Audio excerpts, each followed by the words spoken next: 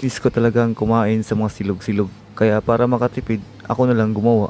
Corn silog binanatan ko kasi makakabili lang tayo ng corn beef sa tindahan eh. Kahit anong brand, pwede na. Ano din yun sa labas kung bibilhin mo. Tapos konti pa yung sinangag, di ba? Matipid ka na, na-improve pa yung skills mo sa pagluluto. Di ba? Aming alam, wala namang alam.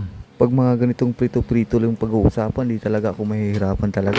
Hindi mo pa na-try to, try mo na, masarap.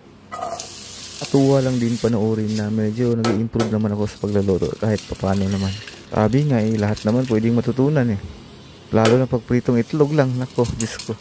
Kakaugat ka talaga sa kamay.